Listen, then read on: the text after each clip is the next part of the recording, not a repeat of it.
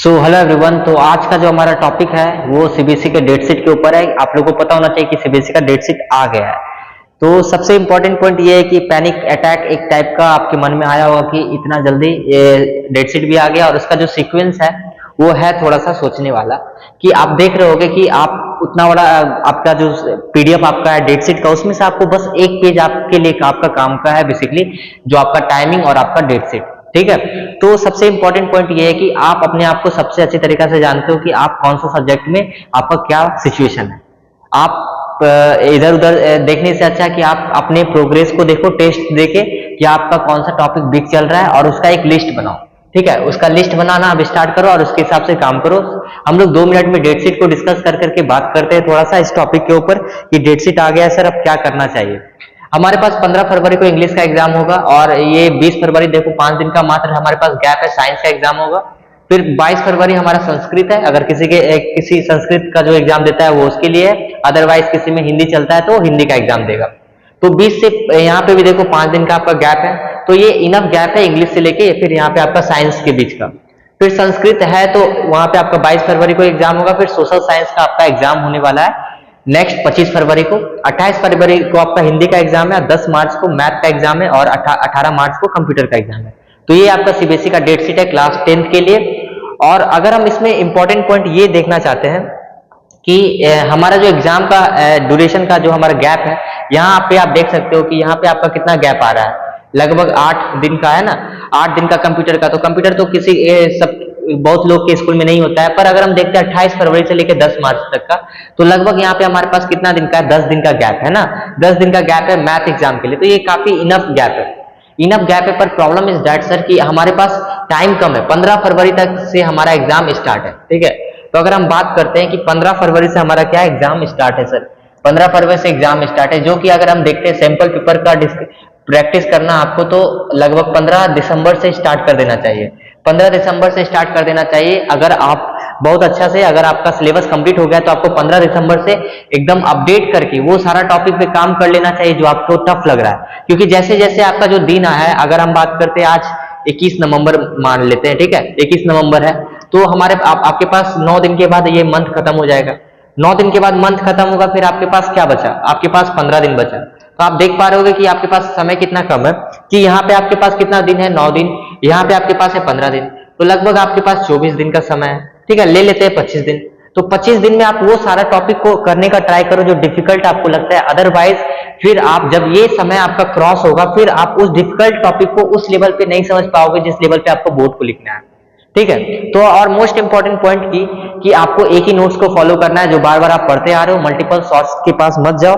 अभी का सबसे बड़ा डिसएडवांटेज चीज ये है कि आपके पास सोर्सेज बहुत ज्यादा है, पर कहीं ना कहीं आपके पास समय का कम है। आपके पास मंथ और टाइम तो लिमिटेड है, सोर्सेज अनलिमिटेड है, तो आप उस तरह का सोर्स को चूज करो जो आपके लिए इंपॉर्टेंट है। और मैं बार बार बोलता हूं कि आपको 7 सब्जेक्ट का एग्जाम देना होता है। कोई ऐसा नहीं है कि आप सिर्फ साइंस में अच्छा कर लेते हो तो मैथ में अगर आप खराब करोगे तो आपका अच्छा मार्क्स आ जाएगा, नहीं, आपको सारा सब्जेक्ट को बैलेंस वे में टाइम देना पड़ेगा, जो आपके लिए एक इंपॉर्टेंट पॉइंट है यहाँ पे। तो आपके पास हमने ये बस बता दिया कि आप अपने हिसाब से चूज करो, रूटीन बनाओ अपने हिसाब से, क्योंकि सबका एक अलग अलग सिचुएशन होता है, सबका अलग अलग प्रॉब्लम होता है, उसके हिसाब से आप चूज करो और अपने रूटीन को अपने हिसाब से मॉडिफाई करो। और हमने बताया है कि 15 तारीख तक आप ट्राई करो कि आपका सारा जो भी टॉपिक है, जो आपके लिए बोल सकते हो कि आपको डिफिकल्ट लगता है, पहले आप 15 तारीख तक उसको खत्म करो।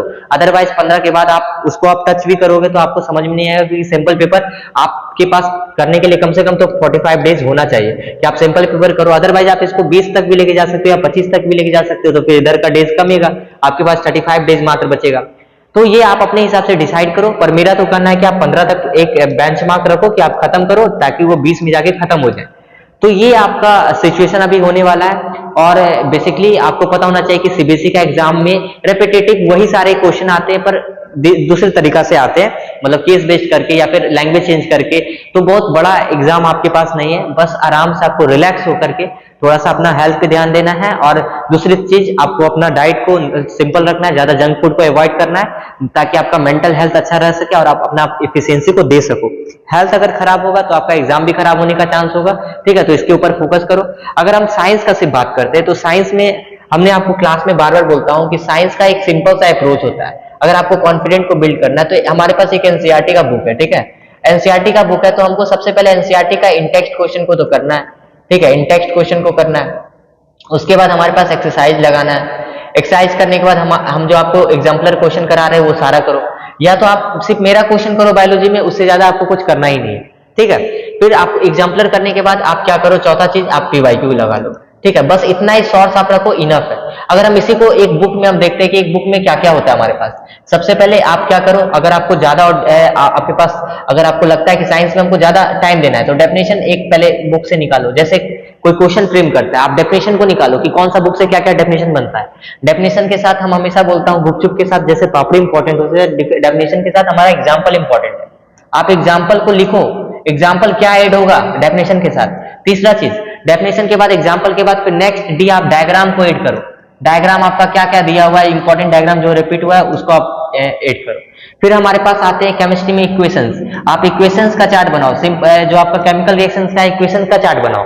इक्वेशंस का चार्ट आपके लिए काफी इंपॉर्टेंट होने वाला है, जो आपको बूस्टअप करेगा आपके मार्क्स को, ठीक है। इतना करने के बाद आपके पास कुछ यूजेस आते हैं, आप यूजेस का चार्ट बनाओ। यूजेस को एक पेपर में लिखो, डेफिनेशंस को एक पेपर में लिखो, एग्जांपल्स को एक पेपर में लिखो, डायग्राम को एक पेज में लिखो। फिर आपके पास फिर आता है फिजिक्स में बहुत सारे न्यूमेरिकल्स को सॉल्व करने के लिए कॉन्सेप्ट को अगर आप पढ़ लिए तो आप एक फॉर्मूला चार्ट बना लो, ठीक है। एक फॉर्मूला चार्ट बना लो जहां पे आपका एक फॉर्मूला चार्ट में सारा चीज लिखा हो। ये आप डेली पढ़ो, ठीक है, डेली पढ़ो। जैसे कि कुछ इंपॉर्टेंट टॉपिक है जो आप भूल जाते हो, हार्ट का फंक्शनिंग क्या होता है, फिर उसका नेफ्रॉन का फंक्शनिंग क्या होता है, आप एक एक पेज में लिख के आप ट्राई करो कि दो तीन दिन पे पढ़ो। तो इस तरीका से आपको अप्रोच बनाना पड़ेगा, अपने सिचुएशन के अकॉर्डिंग बनाओ कि आपका कहाँ लैकिंग रह रहा है सिचुएशन, उसके हिसाब से आप बनाओ, फिर आपका वो वर्क करेगा। अदरवाइज इधर उधर से वीडियो देख के अगर आप बनाओगे तो वो वर्क नहीं करेगा। बस आपको करना क्या है कि अपने सिचुएशन के हिसाब से मॉडिफाई करना है। आई थिंक कि हमने एक बुक में जितना चीज होता है मैंने सारा लगभग आपको बोला है। डेफिनेशंस करो, एग्जांपल्स करो, डायग्राम करो, इक्वेशंस करो, यूजेस करो, फॉर्मूला चार्ट बनाओ और उसके बाद आप प्रैक्टिस कर सकते हो। जैसे कि केटायन और एनायन का नाम है तो उसका चार्ज को आपको पता होना चाहिए, केटायन एनायन का जो चार्ज होता है, ये भी आपका एग्जाम में काफी काम होता है। बैलेंसिंग जो केमिकल इक्वेशन होता है उसको करना है। यूजेस में आपका क्या है, प्रिपरेशन ऑफ सॉल्ट जितना है सब आपको पता रखना है। तो ये साइंस का एक अप्रोच बना लो। अदरवाइज मैं आपको सिंपली हर एक सब्जेक्ट में लगभग साइंस मैथ में आपको यही बोलता हूँ। और एसएसटी में क्या करना है, नॉर्मली जो आपका पीवाईक्यू आया हुआ है एनसीईआरटी आप उस पर स्टिक रहो, क्वेश्चन वहीं से फ्रेम होता है, ठीक है। और हिंदी इंग्लिश का तो आपके टीचर जैसे आपको गाइड कर रहे हैं आप उसे अपने हिसाब से मॉडिफाई करो। तो this was the short video regarding this exam. हम लोग और भी बहुत सारे टॉक करते हैं और आपको पता होना चाहिए कि अगर हम एक बार फिर से एक रिव्यू ले लें कि आपका सीबीएसई का डेट शीट क्या था, तो मैंने आपको बताया कि 15 फरवरी को आपका इंग्लिश का एग्जाम है क्लास 10th के लिए। उसके बाद आपका 20 फरवरी को साइंस का एग्जाम है, 22 फरवरी को संस्कृत का एग्जाम है और 25 फरवरी को सोशल साइंस का, 28 फरवरी को हिंदी का और 10 मार्च को मैथ का और 18 मार्च को कंप्यूटर का। तो इतना आपको पता चल गया होगा कि आपका डेट शीट क्या है, कैसे प्रिपरेशन करना है, अपने हिसाब से आप चार्ट बनाओ। और उसके बाद अभी हम लोग कंट्रोल एंड कोऑर्डिनेशन का बहुत सारे क्वेश्चन प्रैक्टिस का सेशन कर रहे हैं, आप उसको जाके कंप्लीट करो और लेक्चर को डिटेल में देखो। अगर आप क्लास में एब्सेंट थे और टिश्यूज चैप्टर जो क्लास 9 वाला है तो वो टिश्यू चैप्टर करेगा। इसके बाद हम लोग रिप्रोडक्शन का वीडियो आएगा, फिर हेरिडिटी का वीडियो आएगा और कुछ इंपॉर्टेंट क्वेश्चन के सेशन आएंगे। तो ये आज का वीडियो था क्लास 10 के लिए। तो हम लोग मिलते हैं नेक्स्ट लेक्चर में। Thank you, bye.